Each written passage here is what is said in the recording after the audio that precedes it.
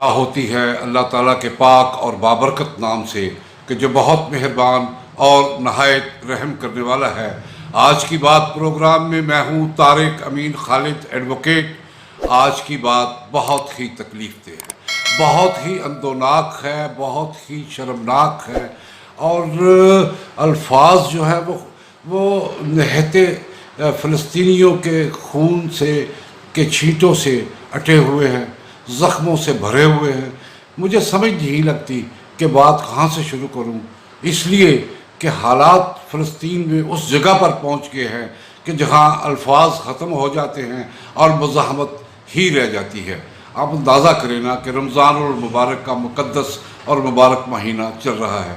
پوری دنیا کے لوگوں کو، چاہے وہ مسلمان ہیں یا وہ نان مسلم ہیں، سب کو پتہ ہے کہ یہ مہینہ مسلمانوں کے لیے عبادت کا، برکتوں کا، رحمتوں کا مہینہ ہے، اور اس مہینے میں سبھی لوگ یہ مسلمان عبادت کر رہے ہوتے ہیں۔ اور ہوا یوں ہے کہ رمضان المبارک کے آخری عشرے میں یہودیوں کی فورسز نے ایک فلسطینی عورت کو پہلے سڑک پر گولی مار کر، بے گناہ عورت کو جو ہے وہ قتل کر دیا۔ ان کا خیال تھا کہ مسلمان جو ہے وہ ابھریں گے، لیکن چونکہ لوگ عبادتوں میں مصروف تھے، احتجاج زیادہ نہ ہوا، اور جو ہی انہوں نے دیکھا کہ بات دب رہی ہے تو انہوں نے ابتدا کی توسیع پسندانہ عزائم کی، جو وہ کر رہے ہیں کہ بتایا جاتا ہے الجزیرہ ٹیلی ویژن کے مطابق شمالی یمن کے علاقہ ایک شہر ہے شیخ الجرہ، اس میں جہاں فلسطینی آباد ہیں صدیوں سے، نسل در نسل، انہوں نے ان کی عمارات پر، ان کے گھروں پر، ان کی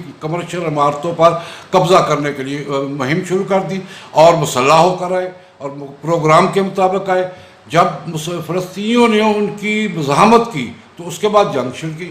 اس کے بعد انہیں موقع چاہیے تھا، کیونکہ انہیں پتہ ہے اسرائیلیوں کو کہ پوری دنیا کے مسلمان 57 ممالک، مسلمان ممالک جن کی 1.5-2 ارب آبادی ہے، جو دنیا کے امیر ترین ملکوں میں شمار ہوتے ہیں، ان کی دولت مغربی ممالک میں پڑی ہے، ان کے سارے کاروبار ان کے ساتھ چل رہے ہیں۔ انہوں نے ان کو تسلیم کر لیا، اور بعض نے اب ان سے اچھے تعلقات بنانے کے لیے اب انہیں مزید بھی تسلیم کر دیا۔ انہیں پتہ کہ مسلمان بکھرے ہوئے، یہ خاموش ہے، لہٰذا انہوں نے بات کو ہوا دینے کے لیے اس کے بعد ہمارے تیسرے انتہائی مقدس مقام مسجد اقصیٰ میں، القدس میں، انہوں نے ایک حصے میں آگ لگا دی۔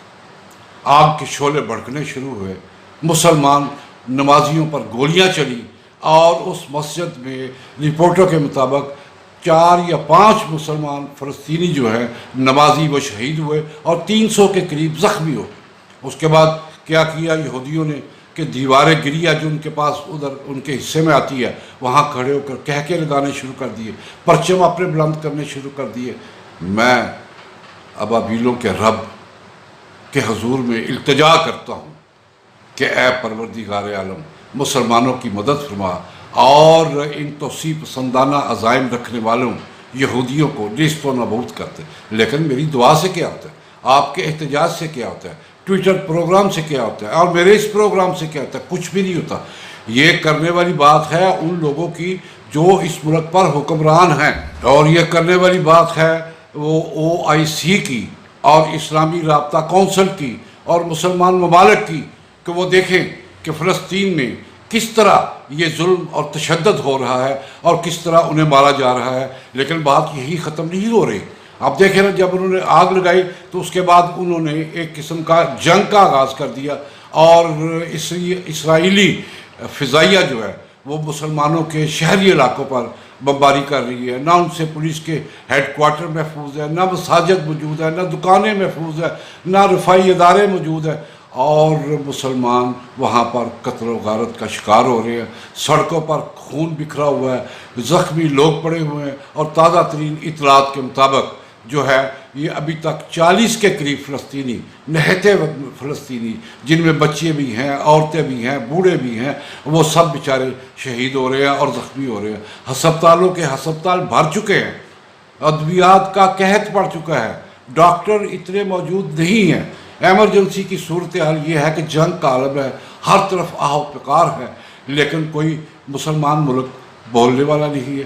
میں سلیوٹ کرتا ہوں ترکی کے صدر طیب اردوغان صاحب کو، اور ایران کو، اور پاکستان کے وزیر اعظم عمران خان کو، جنہیں یہ یہودی لابی کا بچہ کہتے تھے، یہ 3 ملک بولے ہیں، باقی 57 ممالک کدھر گئے ہیں جناب؟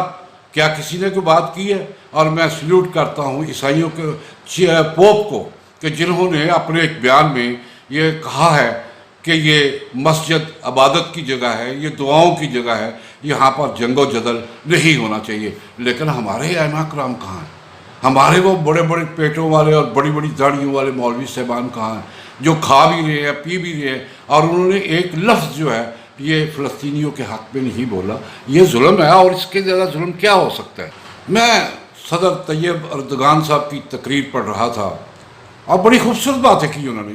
1947 میں نقشہ دیکھیں دنیا کو اٹھا کے، آپ دیکھیں کہ اس میں یہ اسرائیل کہاں ہے، آپ کو کہیں نظر نہیں آئے گا، ایک پتلا سا چھوٹا سا سپاٹ، اور فلسطین پھیلا ہوا۔ اور آج جغرافیہ دیکھیں ادھر تو آپ کو فلسطین بالکل چھوٹا سا، اور اسرائیل جو ہے وہ پھیلتا ہوا نظر آئے گا۔ ٹھیک ہے، غلامی اور غلام رکھنے کا تصور صدیوں سے آ رہا ہے۔ اس کے بعد یہ ہوا کہ نوآبادیاتی طاقت جو ہے کالونیل پار بننا شروع ہوئی، بہت بڑی بڑی طاقتوں نے بہت دور دراز سے آ کے اپنی طاقت کے، اپنے حرب کے، اپنے ضرب کے زور سے چھوٹے ملکوں پر، کمزور قوموں پر قبضہ کیا۔ دوسری جنگ عظیم کے بعد یہ سلسلہ کچھ تھما، اور ہم نے بھی آزادی حاصل کی، ہندو پاکستان نے بھی آزادی حاصل کی، اور بہت سے ممالک نے آزادی حاصل کی، لیکن توسیع پسندانہ عزائم ختم نہیں ہوئے۔ کالونیل پارز کا وہ کانسیپٹ ختم ہوا، لیکن یہ توسیع پسندانہ جو عزائم ہیں یہ ختم نہیں ہوئے، اور یہ اسرائیل انہی توسیع پسندانہ عزائم کو اپنی طاقت سے، اپنے ملکوں کے دوستانہ تعلقات سے، اپنے وہ میڈیا پاور سے، اپنی دولت کے ذریعے وہ ان کو جو ہے فلسطین کو آہستہ آہستہ آہستہ آہستہ جو ہے اس کو قبضہ کر رہا ہے۔ اس کا خیال، ان کا منصوبہ ہے کہ وہ اگلے ایک دہائی کے اندر جو ہے فلسطین کو ختم کر کے، اور مسجد اقصی میں گریٹر ٹیمپل جو ہے وہ بنائیں گے۔ اور ہوگا کیا کہ اس کے بعد آپ مجھے بتائیے کہ مکہ شریف اور مدینہ شریف کی ہماری مقدس مقامات کا کیا ہوگا؟ اس کے بعد مجھے بتائیے کہ دنیا کے مسلمانوں کا کیا ہوگا؟ ہمارے مذہب اور کلچر کا کیا ہوگا؟ یہ وقت ہے آپ سب کو اپنی تمام تر جتنی بھی اختلافات ہیں ان کو مٹا کر آپ مہربانی کر کے آپ ایک ہو جائیں، اور ایک ہو کر ایک مسلم طاقت بنیں۔ جیسے نیٹو پار ہے، آپ مسلم پار بنائیں اور ان کا مقابلہ کریں۔ ان کا مقابلہ جب تک آپ نہیں کریں گے، یہ کبھی بھی آپ جو ہے مسلمان جو ہے یہ ترقی نہیں کر سکتے۔ میری گزارش یہ ہے کہ آپ اس سلسلے میں مہربانی فرمائیں، اور سب ایک ہو کر یہ فلسطین کی جو مسلمان ہیں ان کی آواز بنیں، کشمیر کی آواز بنے، روہنگیا کے مسلمانوں کی آواز بنے، آپ افغانستان کے مسلمانوں کی آواز بنے، آپ چچینیا کے مسلمانوں کی آواز بنے۔ اگر آپ نہیں کریں گے تو آہستہ آہستہ ہم سب کو یہ ختم کر دیں۔